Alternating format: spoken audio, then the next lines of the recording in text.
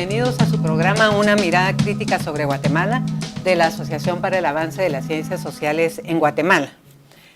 Hoy vamos a tratar un tema muy importante y ubicado en la coyuntura. Queremos explorar qué horizontes nos plantea la crisis política actual. Y para hacerlo tenemos invitados que en breve voy a presentarles. Pero antes de eso quiero mandar un saludo a la amable audiencia que nos sintoniza en Canal 5, en el Canal 84 de Mayacable Proeza en Santa Cruz del Quiché, en el Canal 5 de Cablevisión San Miguel en San Miguel Uspantán, en el Canal 5 de Secovisión y Navisatélite en San Pedro La Laguna, San Pablo La Laguna, San Marcos La Laguna y San Juan La Laguna en Sololá, y a todos aquellos que nos sintonizan a través del internet Ustream en el www.tvmaya.org.gt por internet. Muchísimas gracias por sintonizarnos y estar con nosotros. Entonces vamos a tratar este tema importante. Les rogamos estar pendientes y hacer también la discusión en su casa, cuando estén reunidos cenando, cuando estén con las amigas y los amigos. ¿Qué horizontes nos plantea la crisis política actual? Para hablar de esto, hemos invitado a 3 personas que seguramente nos van a ayudar a entender este momento. Nos acompaña para esto Mario Patar López. Mario es maya cachiquel y coordinador de la Plataforma Agraria. También nos acompaña Jorge Santos, de la Unidad de Protección a Defensoras y Defensoras de Derechos Humanos, UDEFEWA. Y nos acompaña también María Aguilar Velázquez. Ella es maya quiché, historiadora, candidata a doctorado en Historia por la Universidad de Tulane, Nueva Orleans, Estados Unidos. Muy buenas tardes a ustedes y muchísimas gracias por estar con nosotros. Vamos a comenzar entonces con una primera pregunta a nuestros invitados. Esta crisis actual puede haberse iniciado hace mucho tiempo, eso es una cuestión también, los historiadores miran el inicio de las cosas bastante tiempo atrás, pero hay un momento que marca el inicio de la crisis y es el descubrimiento de esta estructura que se denomina la línea y que opera haciendo defraudación en la SAT. Y la pregunta entonces para nuestros invitados, podríamos quizá comenzar con Jorge, es ¿cuáles fueron las primeras reacciones? ¿Qué fue lo que pensó Jorge Santos cuando se destapa esta cuestión por el lado de la CICIG? Primero, muchas gracias por la invitación. Yo creo que hay que plantear que quienes han estudiado el tema de los poderes ocultos en el país nos han referido que hay 2 centros en los cuales efectivamente se imponen estos poderes ocultos. Uno es migración y el otro es efectivamente las aduanas. Y nos hacen referencia que más o menos estas estructuras se plantaron en estas instituciones del Estado a partir de la década de 1970. ¿Qué quiere decir esto? Que desde la época de Arana, ¿verdad?, estas estructuras han venido funcionando. Y por lo tanto yo diría que el golpe que asesta la CICIG el 16 de abril del presente año es un golpe significativo, porque efectivamente no solo está respondiendo a su mandato que le ha sido establecido, sino permite efectivamente ir identificando y desmantelando una de las estructuras más antiguas que han secuestrado la institucionalidad pública. El otro hecho importante que pensé es que cuando uno empieza a analizar los actores que fueron capturados, uno identifica 3 columnas centrales de la estructura. Uno son los funcionarios públicos que están en aduanas y en la SAT. El otro es aquel grupo del ejército que es donde efectivamente, al amparo de la política contrainsurgente, coopta estas instituciones y se montan las redes. Y el otro es el empresariado, en donde efectivamente creo yo que es la columna que más hace falta por ir desenmascarando. Y lo último que pensé fue, ojalá y este importante hallazgo de la CICIG y este importante trabajo que viene realizando la misma nos logre identificar que este hecho de corrupción tiene una relación íntima con nuestra vida cotidiana y que ojalá que todos estos hechos de ausencia de salud, de educación, de desarrollo rural, de justicia, de seguridad, efectivamente tenga ese vínculo por la cantidad que en aquel primer momento nos decían se había defraudado. Entonces fueron como los 3 elementos que vinieron rápido a mi cabeza. Y por último pensé, ojalá que esto realmente se convierta en un elemento tan poderoso que pueda iniciar una senda hacia la transformación. Y creo que los eventos recientes me dicen a mí que es posible que esto se convierta en un verdadero punto de inflexión en la historia del país. Vamos a analizar eso en un segmento siguiente. Ahí lo vamos a dejar pendiente.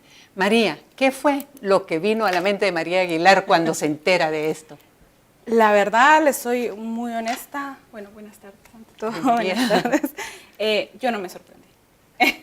Yo creo que si uno leía un poco ciertas investigaciones de ciertos periódicos o de medios independientes, uno se estaba dando cuenta poco a poco que la corrupción está ahí. O sea, creo que es evidente eso.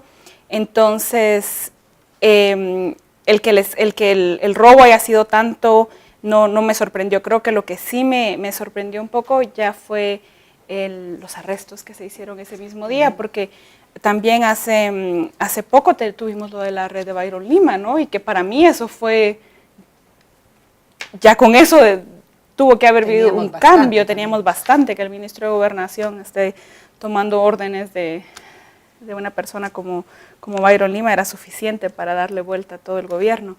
Entonces creo que eso sí me sorprendió, la rapidez con la que se va tras las personas involucradas, pero también, como dice Jorge, o sea, estos 3 pilares que están ahí, uno sabe que hay corrupción, y además cuando uno se va enterando de los nombres de ciertos actores, o sea, solo con escuchar el nombre de Luis Mendizábal, uno creo que ya sabe esa trayectoria bastante oscura que ha tenido él en la historia del país, las alianzas que han tenido con el ejército, que han sido históricas. Entonces me alegró ver que por fin la justicia le está llegando a estos actores, quizá no por su involucramiento en violaciones de derechos humanos, pero por lo menos por los actos de corrupción.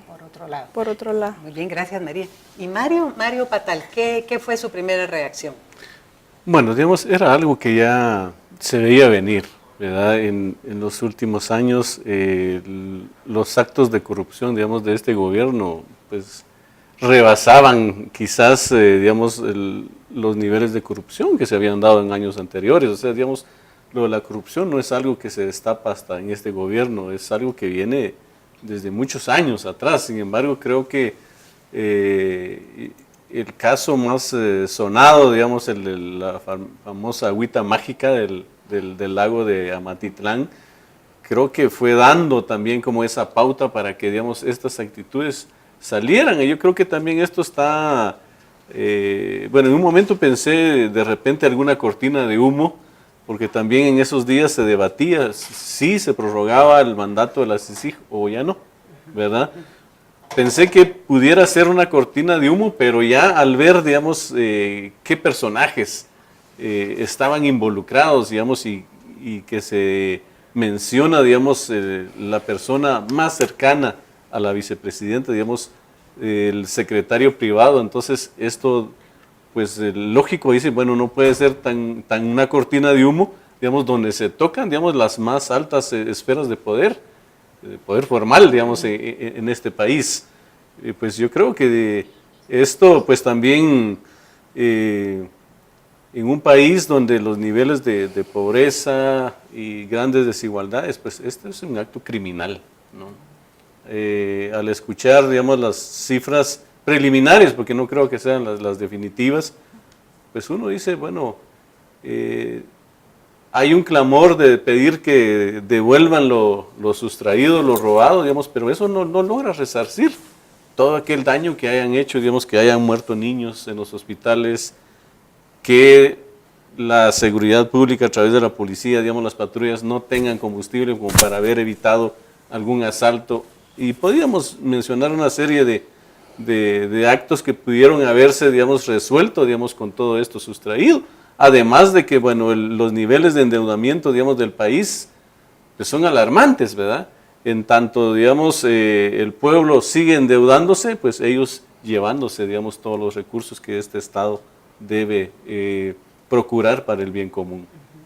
Sí, yo creo que hay, digamos, entre ustedes hay como no nos sorprendió, nos alegró, y hay también la pregunta y la leche derramada, ¿verdad?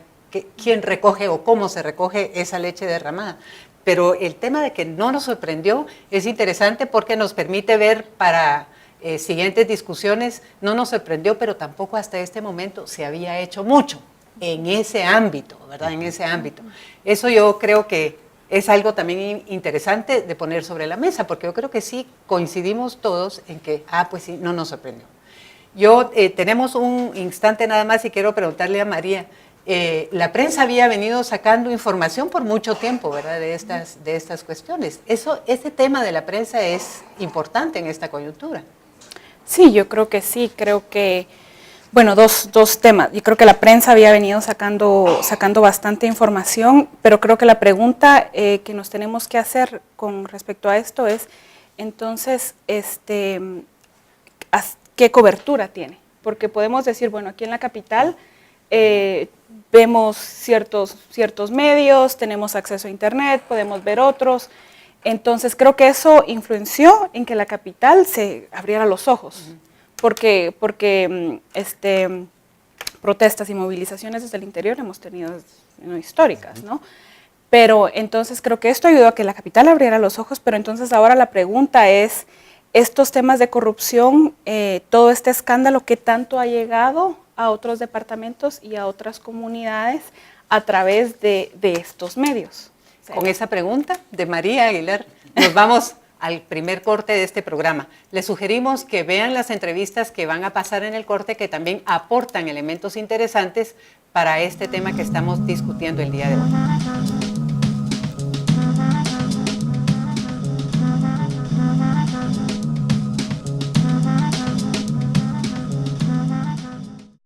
¿Cómo ha observado cuáles son las principales demandas de los movimientos sociales e indígenas campesinos en relación a la actual crisis política que vive Guatemala? Bueno, primero el manifestar que la crisis en la que nos encontramos es una crisis para nada nueva.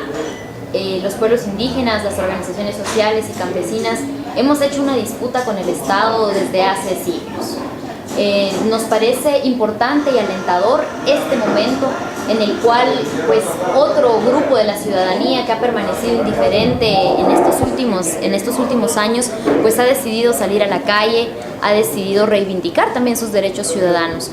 Entonces desde ahí nosotros nos posicionamos primero en apoyo a esas demandas de la población sobre el cese de la corrupción, sobre la transparencia del uso de los recursos que se recaudan con los impuestos, pero vamos más allá sobre nuestra mirada en la petición en la que queremos reformas estructurales que tienen que ver con el respeto a los derechos de los pueblos indígenas, a nuestro derecho a la diferencia, con el respeto a nuestras propias formas de gobierno y de organización social, y sobre todo también con el tema de la tierra, ¿no? Con el tema del uso de la tierra, con el tema del respeto a nuestras formas tradicionales de producción de alimentos, de sostenibilidad y de cuidado de los recursos. Entonces vemos cómo son de importantes esas luchas, ¿no? La lucha que hace la clase media urbana, que puede en algún momento colocar líderes tomadores de decisiones dentro de las estructuras e instituciones de gobierno, que puedan tener más apertura y que puedan entender mejor nuestras demandas sin que sean reprimidas.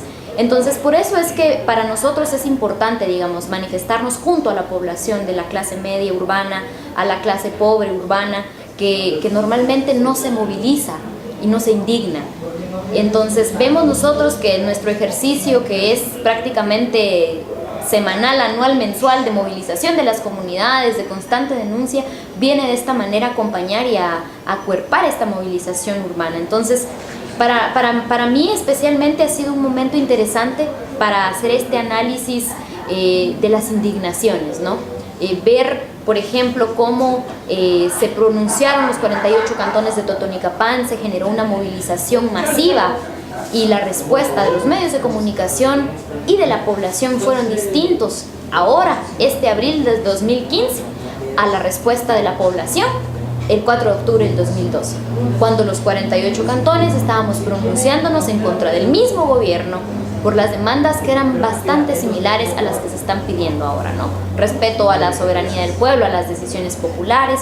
Entonces, desde ahí vemos cómo es de importante cuando la ciudadanía se politiza, se empodera y se hace consciente de que es necesario cambiar pues este sistema, este Estado que no nos representa, ¿no? Y entonces desde ahí los pueblos hemos hecho esa disputa con el Estado históricamente y nos parece importante y un detonador que ahora estas nuevas pues movilizaciones que están viniendo de los movimientos universitarios, de los movimientos sociales urbanos, pues también puedan generar un cambio.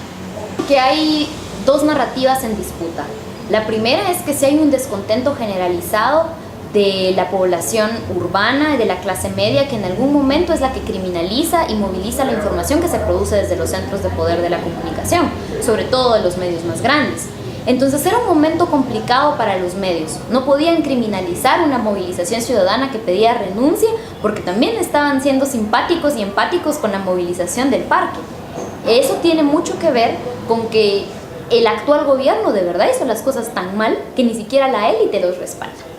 Entonces, a partir de ese entendimiento, vemos cómo son capaces de manipular su discurso, de jugar con discursos en momentos estratégicos para mantener cautiva a su población que consume su información. Entonces, desde ahí, ellos hacen uso de su estrategia de comunicación y hacen uso de sus herramientas.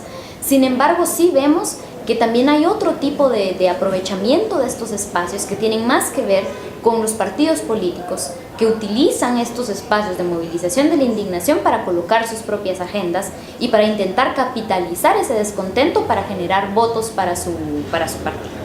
Entonces, ante eso es en que nos encontramos, ¿no?, en esta debacle, tanto los pueblos indígenas, las mujeres, los jóvenes, los universitarios, todos estos movimientos, ¿no?, en tratar de buscar el mantener una agenda de verdad de poder popular, de asambleas comunitarias y ciudadanas, para que efectivamente nos sintamos representados y nosotros asumamos, ¿no?, el control de las cosas y un cambio de sistema. No únicamente los partidos, no únicamente los diputados, no únicamente las élites económicas. Entonces creo que este es el momento de la disputa histórica. Es el momento en el que desde nuestras distintas expresiones de lucha debemos de organizarnos mejor para poder canalizarlo en una expresión de transformación del sistema político en el que vivimos.